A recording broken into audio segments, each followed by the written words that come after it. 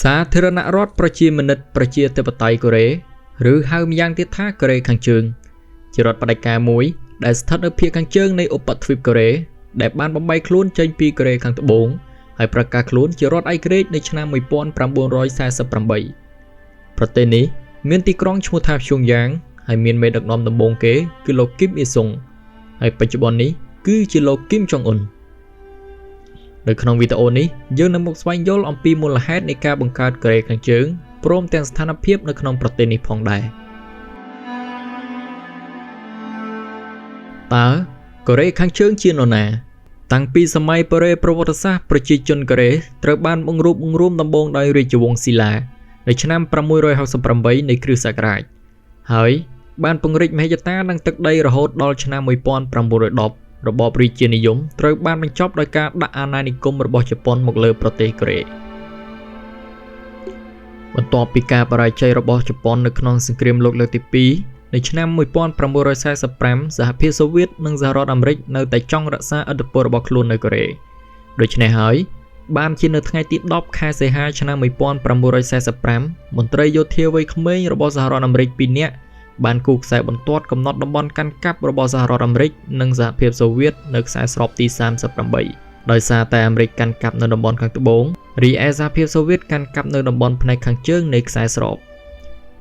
ការបែងចែកនេះគ្រាន់តែជាបណ្ដោះអាសន្នតែប៉ុណ្ណោះប៉ុន្តែដោយសារឥទ្ធិពលនៃសង្គ្រាមត្រជាក់បានបណ្ដាលឲ្យការមូលមតិគ្នារវាងភាគីនីមួយៗក្នុងការជ្រើសរើសមេដឹកនាំសម្រាប់ឧបទ្វីបកូរ៉េទាំងមូលត្រូវបានបរាជ័យហើយសហរដ្ឋអាមេរិកនិងសហភាពសូវៀតក៏បានដំឡើងមេដឹកនាំនៅតំបន់ដែលខ្លួនបានគ្រប់គ្រងរៀងៗខ្លួនសហរដ្ឋអាមេរិកបានប្រកល់ការគ្រប់គ្រងពាក់កណ្ដាលនៃភាគខាងត្បូងនៃឧបទ្វីបទៅឲ្យលោករីស៊ីម៉ាន់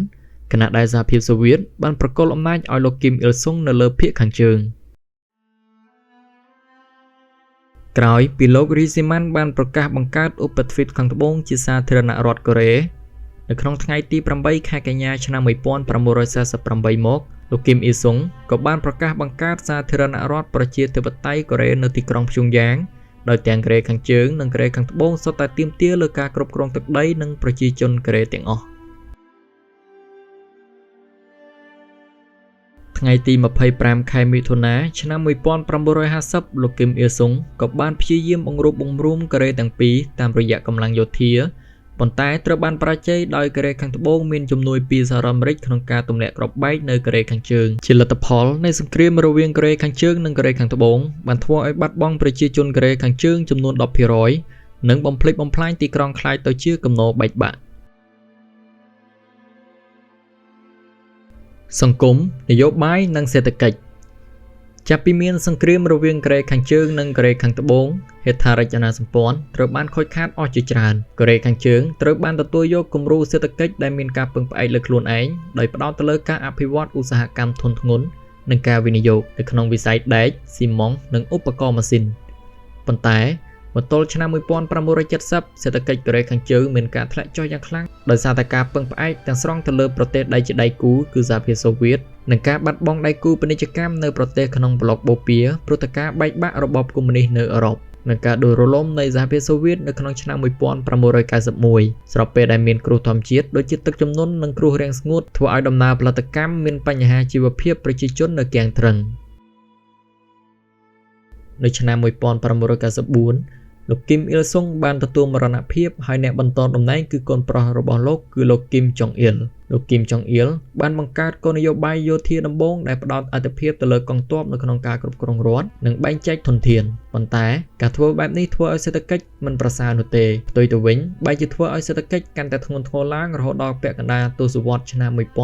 1990ដែលបង្កការអត់ឃ្លានដល់ប្រជាជន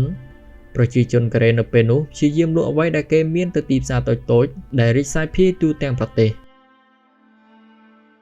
នៅឆ្នាំ1998ប្រទេសនេះមានអត្រាកំណើនប្រចាំឆ្នាំជាមធ្យមដក 4.1% សេដ្ឋកិច្ចរបស់កូរ៉េខាងជើងបានឈានចូលដល់ដំណាក់កាលដ៏អាក្រក់បំផុតមួយហេតុដូចនេះហើយកូរ៉េខាងជើងបានបង្វែរមកទទួលជំនួយពីមនុស្សធម៌ពីប្រទេសផ្សេងៗដូចជាកូរ៉េខាងត្បូងនិងសហរដ្ឋអាមេរិកជាដើមទោះបីជាធ្លាក់នៅក្នុងស្ថានភាពដុនដាបយ៉ាងណាក៏ដោយ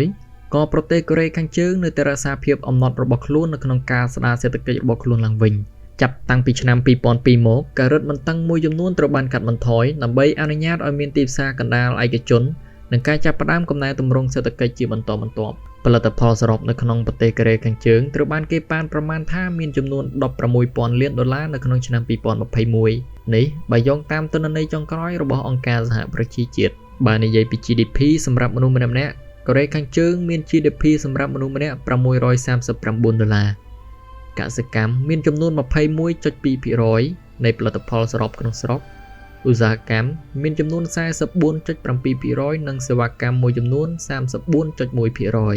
សប្តាហ៍នេះប្រទេសចិនគឺជាដៃគូពាណិជ្ជកម្មដ៏សំខាន់របស់កូរ៉េខាងជើងកូរ៉េខាងជើងពឹងផ្អែកលើចិនសម្រាប់ការជំនួយទាំងសេដ្ឋកិច្ចនិងការទូតការនាំចេញសំខាន់ៗរបស់ប្រទេសគឺការផលិតផលលោហៈធាតុអគ្គិសនីឧបករណ៍សូត្រនិងម្សៅដំឡូងហើយចាប់តាំងពីការប្រកាសខ្លួនជាសាធារណរដ្ឋប្រជាមានិតប្រជាធិបតេយ្យកូរ៉េមកលោកគីមអ៊ីលសុងបានកែប្រែសង្គមកូរ៉េខាងជើងឡើងវិញតាមរយៈមនោគមវិជ្ជាដ៏ខ្លាំងក្លាដែលត្រូវបានហៅថា Future នៅក្នុងការលើកកម្ពស់ស្វ័យភាពរបស់ប្រទេសតាមរយៈការគ្រប់គ្រងដោយមេដឹកនាំតែមួយ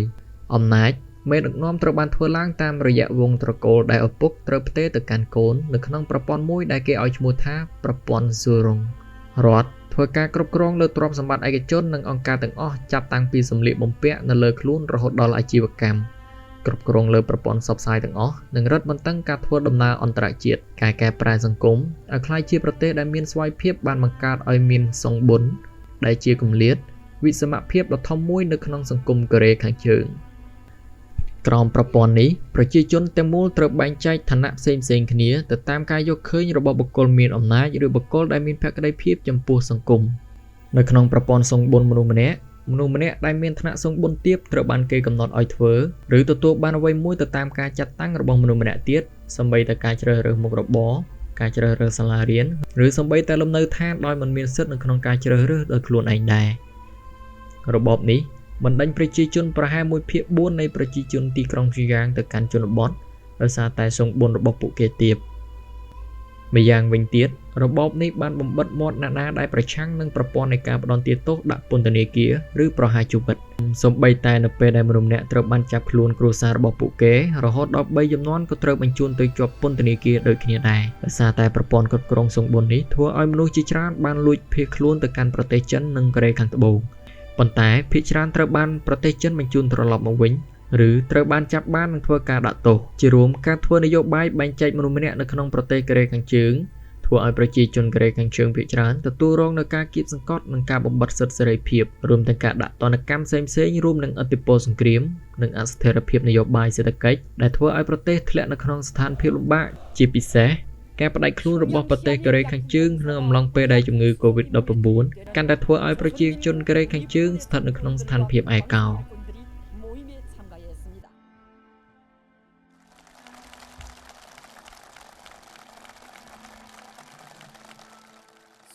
비상방역전선이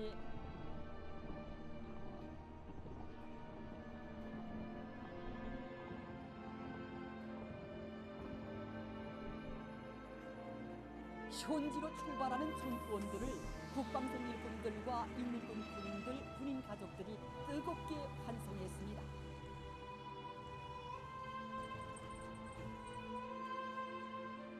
수도의 모든 의약품 공급 단위들을 방역전장의 화선 경기창으로 전환시켜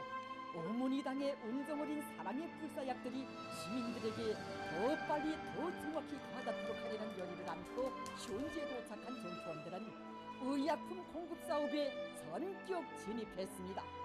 항생제와 해열 진통제들을 비롯한 필수 약품들을 광고하고 있습니다.